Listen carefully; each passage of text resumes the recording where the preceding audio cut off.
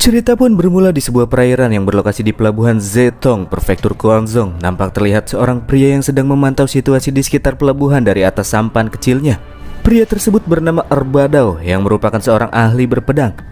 Tak lama berselang muncullah dua orang anak kecil yang datang untuk memberikan makanan kepada Badao yang sudah berada di atas air dalam waktu yang cukup lama. Namun tiba-tiba terjadi sesuatu yang janggal pada saat riak-riak air yang berasal dari dasar mulai naik ke atas permukaan. Badao pun langsung memasang sikap was-was terhadap situasi yang akan terjadi selanjutnya dan...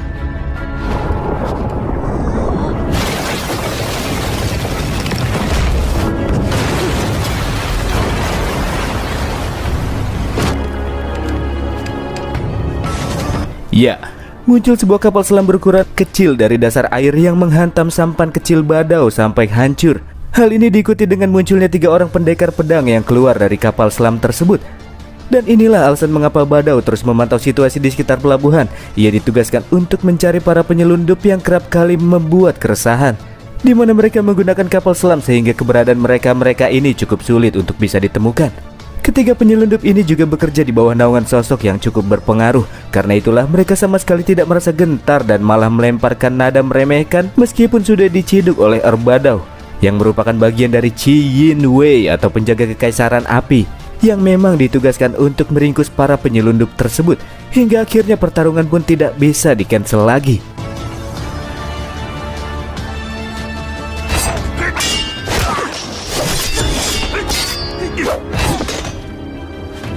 Faktanya Badao yang sempat diremehkan hanya membutuhkan sedikit waktu untuk dapat menghentikan mereka. Dan kini hanya tersisa satu penyelundup lagi yang masih dalam kondisi primanya. Akan tetapi kemampuan berpedang Badao yang cukup terampil membuat penyelundup tersebut sama sekali tidak bisa berkutik. Apalagi mereka kini berada di atas air sehingga ia tidak mempunyai tempat lagi untuk bisa melarikan diri. Namun dari arah belakang muncullah sebuah kapal laut berukuran besar yang terlihat sudah hangus terbakar. Dan tepat di antara dinding-dinding kapal tersebut terdapat banyak kupu-kupu hijau aneh yang menghinggapinya. Salah satu kupu-kupu hijau tersebut pun kemudian terbang secara perlahan ke arah si penyelundup.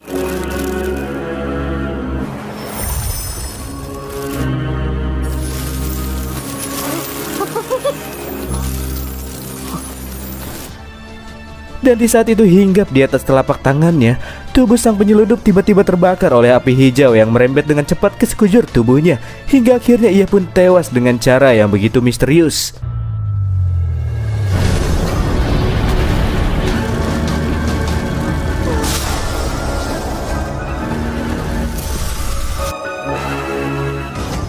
Dan ya, sama seperti si penyelundup, Badao yang kini berada di atas air juga sudah tidak lagi memiliki tempat untuk melarikan diri. Dan satu-satunya pilihan untuknya hanyalah bertarung meskipun ia sadar bahwa apa yang akan ia lakukan selanjutnya hanya akan berakhir dengan kesia-siaan.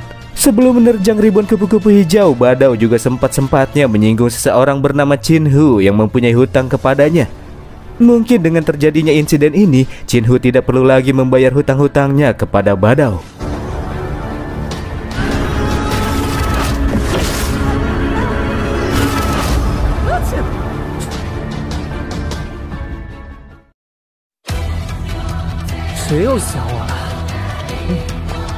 Beralih cepat ke tempat lain dengan terlihatnya seorang pria yang bersin-bersin seperti sedang ada orang yang lagi ngomongin dia dari kejauhan. Pria tersebut juga diketahui akan segera pergi melihat papan pengumuman di penginapan Tonghua yang akan dirilis keesokan harinya. Dikatakan bahwa saat ini dunia sedang dilanda kekacauan yang diakibatkan karena banyak pasukan dari berbagai macam penjuru yang terlibat dalam wilayah danau dan sungai demi mencari informasi tentang seni bela diri. Oleh karena itulah kekaisaran yang bertugas untuk menjaga wilayah perairan membentuk sebuah pasukan khusus di kekaisaran api yang dikenal dengan Qi Yin Wei. Para pasukan khusus ini menggunakan pakaian santai agar bisa berbaur dengan warga sipil seperti intel. Dan inilah The Flame Imperial Guard.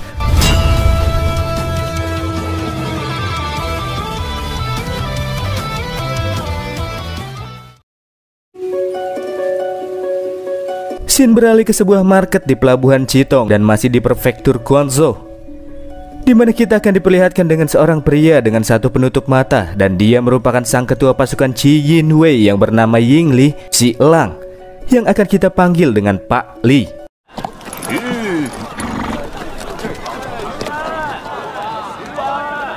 Setelah tiba di tempat tujuannya kali ini, yaitu penginapan Tonghua, Pak Li mendapatkan sebuah sambutan baik dari sang petugas penginapan yang bernama Yan Bugui.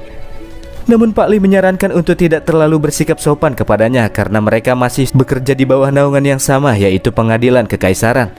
Sedangkan tujuan Pak Li datang ke penginapan Tonghua yakni berniat untuk mencari seseorang. Meskipun Bugui mengungkapkan bahwa ia tidak bisa menemukan orang yang dicari oleh Pak Li, namun Pak Li yakin bahwa dia bisa menemukan orang tersebut di tempat ini. Dan siapakah yang beliau cari? Karena belum dikasih tahu, kita lanjut dulu ke ceritanya.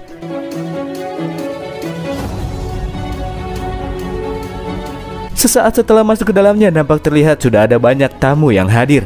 Dan dari beberapa percakapan yang dilakukan oleh para tamu, akhirnya didapati orang-orang yang kala itu datang ke penginapan Tonghua datang dengan niat untuk mendapatkan harta karun dari kapal hantu api. Namun terdapat sebuah legenda yang mengatakan bahwa kapal hantu tersebut sangat berbahaya, dan bagi siapapun yang melihatnya, mereka akan langsung terbakar secara misterius oleh kapal hantu. Banyak dari mereka yang percaya akan legenda tersebut, tapi sebagian ada pula yang menganggap bahwa itu hanyalah suatu hoaks yang disebarkan oleh seseorang supaya orang yang menyebarkannya bisa menguasai sungai dan danau. Sedangkan Pak Yan meminta Pak Li untuk segera duduk dan menikmati acara, karena menurutnya jika orang yang sedang ia cari namanya terdapat di dalam papan pengumuman, maka orang tersebut pasti akan memperlihatkan batang hidungnya. Dan akhirnya diketahui kalau orang yang sedang Pak Li cari bernama Chin Hu. Tapi si Pak Tua merasa heran sebenarnya kejahatan apakah yang sudah diperbuat oleh Chin Hu sehingga Pak Li, si ketua Chi Yin Wei, harus turun tangan untuk mencarinya. Sebelum Pak Li menjawab, suara gong pun berbunyi yang menunjukkan bahwa acaranya akan segera dimulai. Acara tersebut pun kemudian dibuka oleh 4 orang ladies nan menawan yang menari di atas panggung.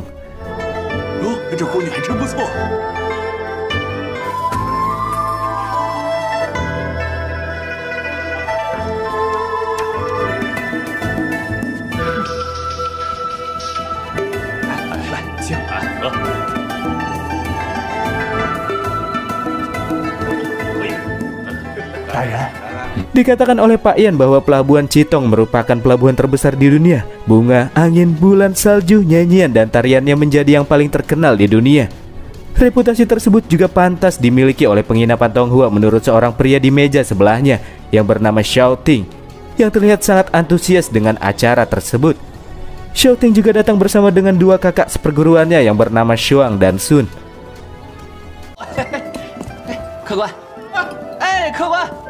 Dan setelahnya pria yang terlihat cukup arogan tersebut pun memanggil seorang pelayan dan memintanya untuk membawa ke-4 penari tersebut ke meja mereka untuk menemani minum-minum. Akan tetapi si pelayan tidak mengiyakan permintaan Xiao Ting karena penginapan mereka tidak menyediakan fasilitas minum-minum bersama para ladies penari. Sikap arogan Xiao Ting pun semakin menjadi-jadi setelah ia mengungkapkan dirinya yang merupakan bagian dari pavilion Dingjian yang cukup terkenal. Ia juga mengancam bahwa ia akan melakukan cara paksa jika si pelayan tidak mau mematuhi perintahnya. Dan karena si pelayan tetap menolaknya sambil ia meminta kepada pria arogan tersebut untuk menjaga sikapnya, pada akhirnya Xiao Ting pun mulai bertindak. Akan tetapi, ya, si pelayan yang bukan pelayan sembarangan tersebut lantas menghempaskan Xiao Ting dengan mudah. Selain itu, si pelayan juga mengungkapkan bahwa Xiao Ting harus menjaga sikapnya sebab ini adalah hari di mana daftar papan pengumuman 3 tahunan akan dikeluarkan. Jadi jika Xiao Ting membuat kekacauan, tentu akan ada banyak ahli bela diri di sana yang mengeluh dengan perbuatan tidak menyenangkannya itu. Dan untuk acara selanjutnya, seorang ladies penari bernama Xu Ruyu akan menunjukkan daftar pengumuman 3 tahun yang paling ditunggu-tunggu oleh para hadirin, yang sebagian besar merupakan para ahli bela diri. Papan pengumuman sungai dan danau penginapan Tonghua ini terdiri dari nama-nama para ahli bela diri yang berkontribusi besar selama 3 tahun terakhir. Dan setelah papan tersebut dibuka, semua orang pun dibuat kaget. Xiao Shuang dari pavilion Dingjian yang namanya mestinya berada di daftar peringkat paling atas dicoret dan diganti dengan seseorang bernama Chin Hu yang bahkan tidak mempunyai nama julukan. Nama julukan yang dimaksud di sini contohnya Xiao Shuang si pedang es atau Worka si coklat. Jadi nama Chin Hu ini dianggap terlalu berani dan sudah membuat masalah dengan Xiao Shuang si pedang es. Oleh karena itulah Shuang menyuruh Ting untuk melihat sebenarnya siapakah sosok Chin Hu ini. Di arah lain, keempat ladies penari juga tidak mengetahui siapa seseorang yang sudah mencoret nama Shuang dari daftar. Di saat yang sama, Xiao Ting melakukan keluhan dengan kesalahan yang dibuat oleh penginapan Tonghua kala itu. Di sini Xu Jing meminta maaf kepada pria arogan tersebut atas permasalahan yang terjadi, karena nama Xiao Shuang yang sengaja dicoret benar-benar menjadi sebuah kejadian di luar perkiraan, dan Shuang namanya akan tetap berada di peringkat paling atas seperti yang seharusnya. Akan tetapi Xiao Ting, si pedang petir, tidak mau tahu menau. Baginya kejadian tersebut sama saja sudah menghina nama pavilion Dingjian miliknya. Oleh karena itulah, sebagai kompensasi ia meminta nama Chin Hu dikeluarkan dari daftar. Selain itu, ia juga dengan arogan meminta keempat ladies tersebut menemaninya malam itu. Dan jika tidak, maka ia akan menggunakan cara kasar.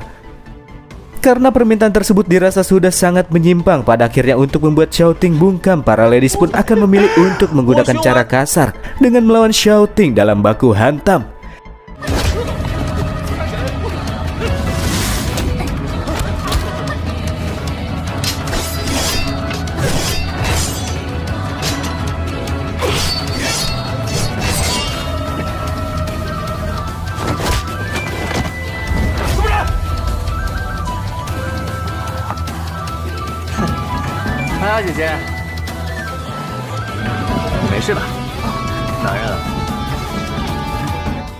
Di tengah-tengah baku hantam muncullah seorang pria berbaju merah yang menghentikan Xiao Ting sebelum sang ladies tertusuk pedang. Token yang menggantung di pinggang pria ini menunjukkan apabila dia merupakan anggota Qi Yin Wei. Ya, dia pun membenarkannya. Ia pun kemudian memperkenalkan dirinya yang bernama Chin Hu, salah satu anggota Qi Yin Wei atau penjaga api merah.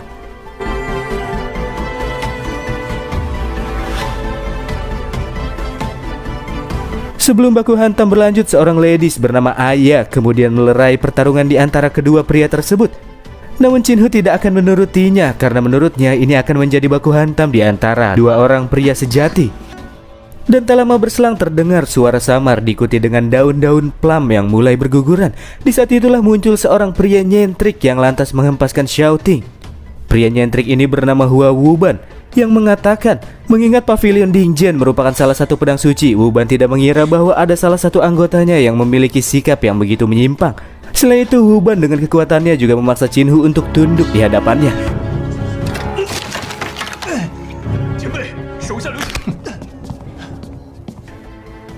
Dan tak lama berselang muncullah Pak Li yang meminta kepada Wuban untuk melepaskan Chin Hu yang merupakan anggota Qi Yin Wei. Ia juga meminta maaf atas insiden ini karena kurangnya pengawasannya terhadap Chin Hu, dan sebagai gantinya, Pak Li juga akan membayar segala kerusakan yang terjadi di dalam penginapan Tonghua ini. Ayah yang sebelumnya diselamatkan oleh Chin Hu juga meminta kepada Wuban yang ia panggil guru untuk melepaskannya kali ini. Di momen-momen tersebut Chin Hu masih sempat-sempatnya nggodain Mbak Ayah. Di arah lain, Xiao Ting yang merasa sudah dipermalukan lanjut mengarahkan pedangnya kepada Wuban. Namun sayangnya ia sama sekali tidak bisa berbuat apa-apa di hadapan kekuatan besar pria nyentrik tersebut. Meskipun Xiao Ting membawa-bawa nama pavilion Dingjian, Wuban sama sekali tidak merasa gentar untuk membunuhnya. Ini membuktikan kalau Wuban ini mempunyai power serta pengaruh yang cukup kuat. Sebelum Xiao Ting wafat, dari arah lain Chin Hu meminta untuk tidak membunuh pria tersebut. Itu sangat aneh, padahal sebelumnya Xiao Ting sudah mencoba untuk menghabisi Chin Hu. Dan alasan simpel kenapa ia tidak ingin membunuh lawannya, karena menurutnya akan sangat menyenangkan bila mempunyai rival dalam sebuah pertarungan. Pemikiran Chin Hu ini sangat aneh dan tidak mudah ditebak. Dan kemudian Wuban pun melepaskan Xiao Ting begitu saja dari genggaman tangannya. Dari sinilah Xiao Ting sadar bahwa ia tidak bisa mengalahkan Wuban. Menurut Shuang, meskipun mereka bertiga menggabungkan kekuatan sekalipun, itu masih belum cukup untuk bisa mengalahkan pria nyentrik tersebut. Dan tiba-tiba saja muncullah api hijau yang entah dari mana membakar seorang tamu. Api hijau misterius tersebut juga merembet dan membakar beberapa hadirin lain yang berjarak dekat dengannya. Tragedi ini membuat kericuhan, di mana para tamu mulai berlarian ke arah luar demi menyelamatkan diri dari kobaran api yang menular tersebut.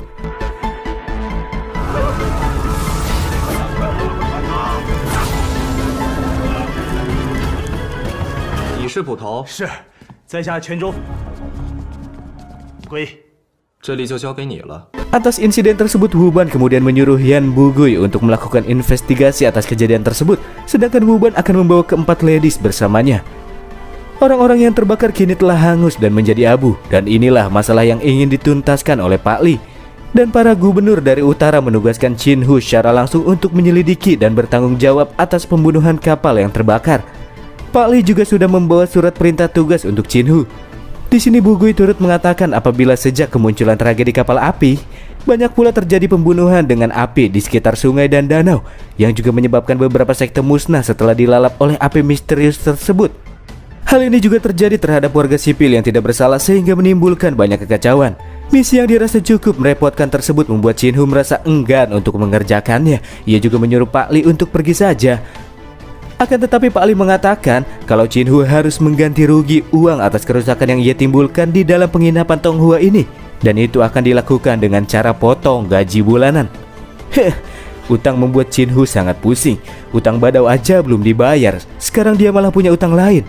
Kau tidak perlu membayarnya, ungkap Pak Li, karena Badao sudah dinyatakan tewas setelah ia bertemu dengan kapal api di tengah-tengah investigasinya. Tentu hal ini membuat Chin Hu cukup terkejut.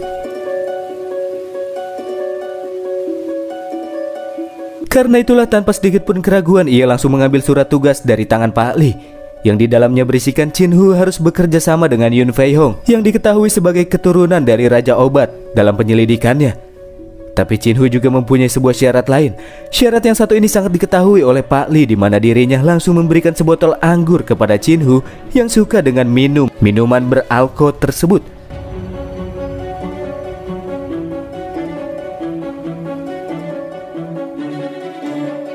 Nampak terlihat dari arah lain dua orang wanita kakak adik seperguruan, dan yang satunya si kakak merasa tertarik dengan Chin Hu. Di luar dari ketertarikan mereka, di mana kedua wanita ini faktanya memiliki tujuan yang hampir sama dengan Chin Hu, karena keduanya akan menyelesaikan misi yang terkait dengan Yun Fei Hong, sang keturunan Raja Obat yang tidak bisa melihat alias buta.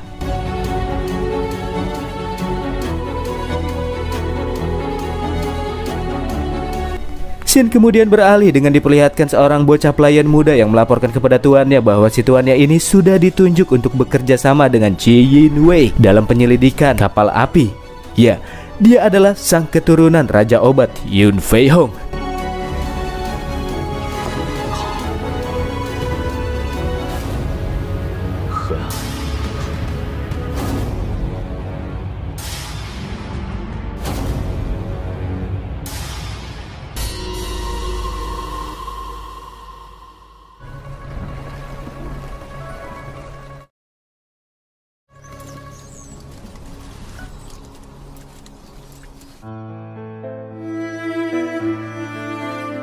Masih berlokasi di lembah pengobatan, Shin kemudian memperlihatkan si bocah pelayan yang membawa masuk pasangan yang berniat untuk melakukan pengobatan. Si pria bernama Yang Hong dan wanitanya yang sedang mengalami masalah pada tubuhnya bernama Cheong Bi. Ketika si bocah memperkenalkan pasien yang ia bawa kepada tuannya serta menjelaskan penyakit yang tersarang di tubuh sang wanita, tiba-tiba saja si tuan Yun Fei Hong melepaskan benang yang kemudian mengikat pergelangan tangan pasangan tersebut. Fei Hong melakukan diagnosa melalui denyut nadi sang pasien. Bahkan sang pria yang tidak mempunyai keluhan penyakit pun ikut diperiksa. Dan dari pemeriksaan tersebut, Fei Hong juga langsung bisa mengetahui kondisi tubuh yang dialami oleh sang pria, sama halnya dengan pasangan wanita, yang pada intinya dia didiagnosa terkait dengan masalah keturunan atau kehamilan yang tak kunjung tiba. Bagaikan mengendalikan boneka dengan benang-benangnya, sang keturunan Raja Obat tersebut pun terus menggerak-gerakan tubuh sang pasien hingga akhirnya ia mengeluarkan batuk darah kotor. Metode singkat dari pengobatan yang dia lakukan membuat si pasangan wanita merasa lebih nyaman daripada sebelumnya. Cedera yang sang pasien alami sebenarnya tidak begitu serius, tapi karena itu sudah terlalu lama dibiarkan, tahap penyembuhannya juga akan cukup sulit. Namun dengan metode yang baru saja Fei Hong lakukan, ditambah dengan resep obat yang mesti dikonsumsi selama beberapa bulan ke depan, maka akan ada harapan bagi wanita tersebut untuk mempunyai keturunan. Kedua pasangan ini merasa senang dan sangat berterima kasih atas bantuan Fei Hong. Bukan hanya terima kasih saja, mereka bahkan berniat untuk mendekatinya dan mau bersujud kepada Fei Hong yang berada di dalam gazebo. Karena masalah besar yang mereka miliki kini telah teratasi. Akan tetapi Fei Hong tidak perlu hal-hal seperti itu. Ia juga menyuruh pasangan tersebut untuk segera pergi ke bagian loket untuk menebus obat yang dibutuhkan serta membayar biaya konsultasi di bagian loket. Dengan alasan tidak nyaman sebelum bersujud, kedua orang itu pun terus memaksa untuk bertatapan langsung dengan Fei Hong. Dari sinilah, si bocah pelayan mulai merasakan adanya kejanggalan. Ia pun mulai menghalangi pasangan tersebut agar tidak dekat-dekat dengan tuannya. Pada akhirnya Fei Hong pun meminta pelayannya untuk membiarkan saja pasangan tersebut. Selain itu ia juga menyuruh si pelayan pergi untuk mengambilkan minuman 4 musim di dalam penyimpanan.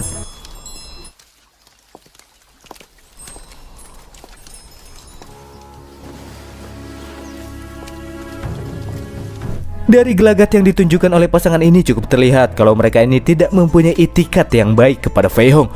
Fei Hong di sini menyatakan untuk tidak terlalu bersikap sopan kepadanya, sebab sudah jadi tugasnya sebagai keturunan Raja Obat membantu pasien yang bermasalah. Pasangan wanita yang mulai mendekatinya pun bertanya tentang kondisi penglihatan Fei Hong, dan ya, dia ini tidak bisa melihat seperti orang normal lainnya, namun ia bisa merasakan kehadiran suatu makhluk hidup dari gerakan nafas dan pendengarannya.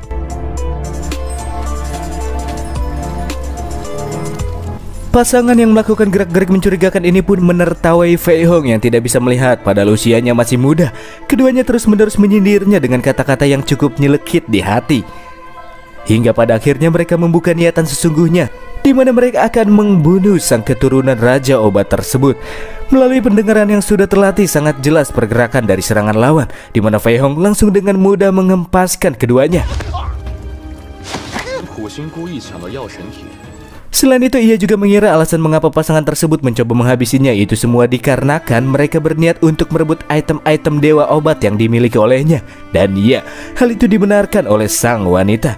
Kemudian keduanya pun kembali berusaha untuk menyerang Fei Hong, namun secara tiba-tiba muncul seorang yang kemunculannya di luar prediksi mereka, dan itu adalah Chin Hu. Chin Hu juga langsung mengetahui identitas dari kedua orang yang mencoba melakukan serangan kepada Fei Hong. Keduanya merupakan buronan nomor 7 di daftar pembunuh rumah salju. Keduanya dijuluki dengan nama Sang Tuan dan Nyonya Bian Pipi Merah, master yang namanya sudah malang melintang di dunia persilatan. Jadi menurut Chin Hu, aksi mereka melawan seorang dokter yang lemah itu merupakan perbuatan yang sangat tercela. Chin Hu juga bertanya kepada mereka, kenapa mereka tidak bertanya kepada Chin Hu tentang siapakah dirinya yang sangat mengetahui identitas mereka. Hal seperti itu tidak perlu ditanyakan menurut sang wanita, karena sudah pasti Chin Hu adalah bounty hunter yang memburu mereka untuk mendapatkan uang. Hingga akhirnya pertarungan 2 lawan 1 pun tidak terelakkan.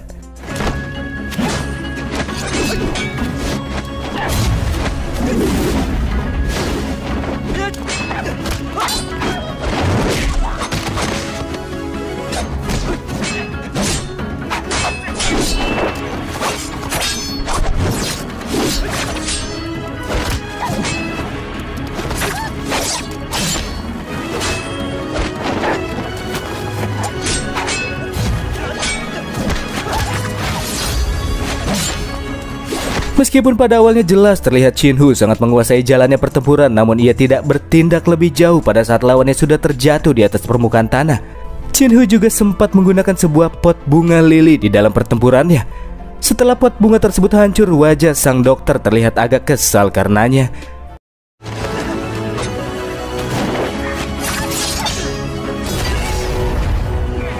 Dan selanjutnya karena kedua musuh ini melancarkan serangan combo, pada akhirnya pedang Chin Hu harus terlepaskan dari genggamannya. Tentunya bila pertarungan terus berlanjut maka Chin Hu akan dirugikan. Tapi di saat itulah pandangan keduanya teralihkan oleh Fei Hong yang mengambil kelopak bunga di lantai. Dan ternyata dia telah memasang benang perak beracun di lokasi kedua pembunuh tersebut berpijak. Perangkap tersebut sudah ia persiapkan di saat keduanya mulai melakukan gerak-gerik yang mencurigakan. Benang beracun yang racunnya telah tertanam di tubuh mereka pun efeknya akan segera bekerja hingga menyebabkan kematian bila itu tidak segera diobati. Namun sebelum kematian mereka berdua, mereka berjanji akan menghabisi Fei Hong terlebih dahulu dalam pertarungan tersebut. Di tengah-tengah pembicaraan, Chin Hu kemudian menyela obrolan. Dia mengungkapkan bahwa dirinya merupakan anggota Chi Yin Wei yang diutus untuk bekerja sama dengan Yun Fei Hong untuk melakukan penyelidikan. Jadi jika keduanya menghabisi sang dokter, tentunya Chi Yin Wei juga akan terlibat dengan masalah tersebut. Jadi keduanya harus menghentikan perbuatan mereka jika tidak mau Chin Hu melaporkannya kepada Chi Yin Wei.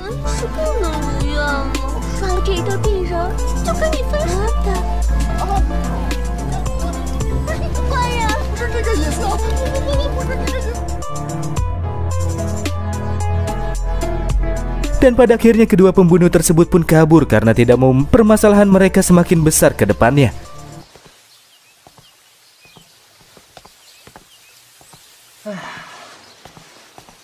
Setelah kepergian mereka, Chin Hu pun menyatakan sekali lagi bahwa Fei Hong telah ditunjuk oleh istana untuk membantu Chi Yin Wei di dalam kasus pembunuhan api yang sedang marak terjadi. Ia juga sempat menyinggung kejadian berbahaya yang menimpa Fei Hong sebelumnya, tapi untunglah mereka langsung pergi setelah mendengar nama Chi Yin Wei. Karena jika tidak, mungkin butuh usaha lebih untuk menyudahi pertarungan tersebut. Dari pertarungan tersebut, Fei Hong juga sadar bahwa Qin Hu seharusnya bisa menghabisi kedua pembunuh tersebut, tapi anehnya dia tidak melakukannya. Di sini Qin Hu hanya mengatakan, untuk berjalan di sungai dan danau semakin banyak teman, semakin banyak cara. Dari sinilah kita mendapatkan sebuah petunjuk tentang Qin Hu yang sengaja tidak menghabisi lawan karena ia nampaknya mempunyai niatan tertentu. Di lain hal, kelopak tersisa dari pot bunga sebelumnya merupakan kuncup yang Fei Hong dapatkan dari tong bunga lili marigold yang ia simpan selama 3 tahun, yang menjadikan kelopak tersebut mempunyai nilai jual yang cukup tinggi.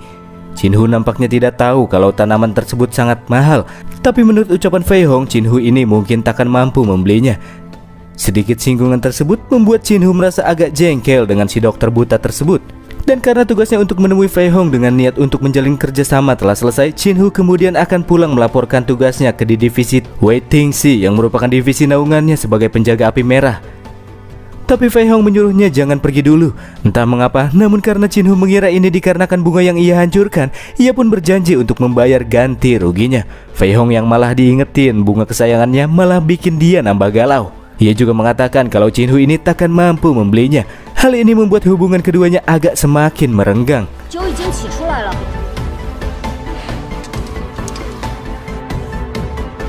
Dan tak lama berselang si bocah pelayan pun tiba sambil membawa sebotol anggur serta 3 cangkir yang sebenarnya niat hati ingin disediakan kepada para pasien sebelumnya.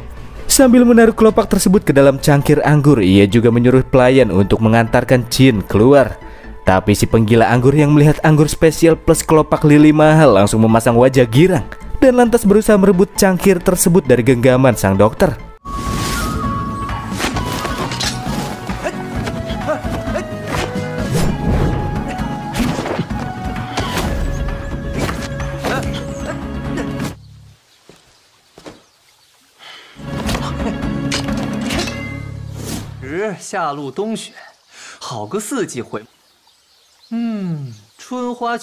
Setelah mendapatkan cangkir anggur tersebut dan setelah merasakan cita rasa 4 musim yang tercipta dan terkandung di dalamnya, ia pun langsung melempar cangkir tersebut sembarangan.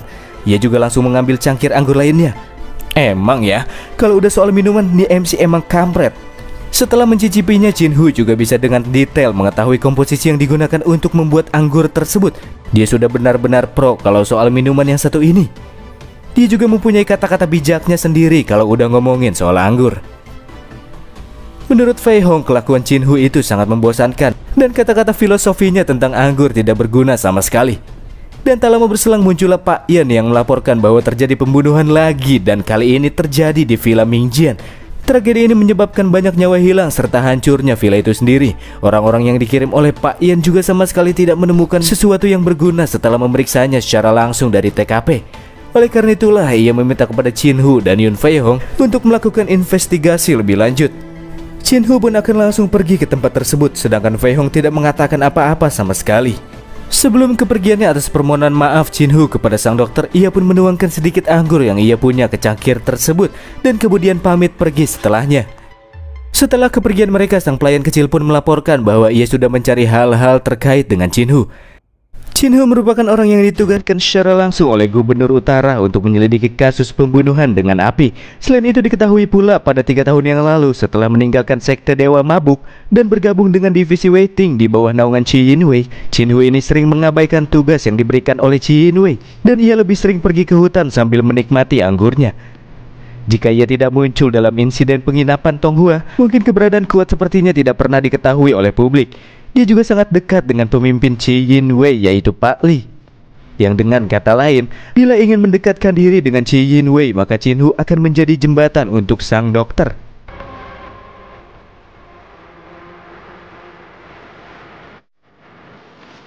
Di sisi lain kita akan kembali melihat 2 orang wanita dan kali ini keduanya sedang memantau pergerakan sang keturunan Raja Obat. Panggil saja keduanya dengan julukannya, yakni si kupu-kupu kembar. Nampaknya keduanya tengah mempersiapkan rencana pembunuhan kepada sang dokter. Namun mereka sedang menunggu timing yang tepat untuk dapat melancarkan aksinya.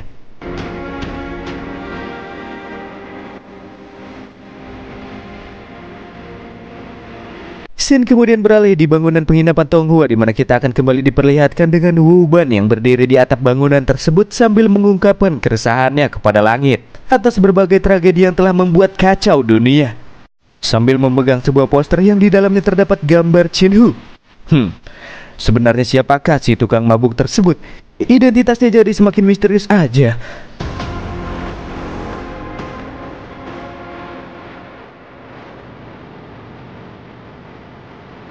Dan itulah rekap dari Alur The Flame Imperial Guard.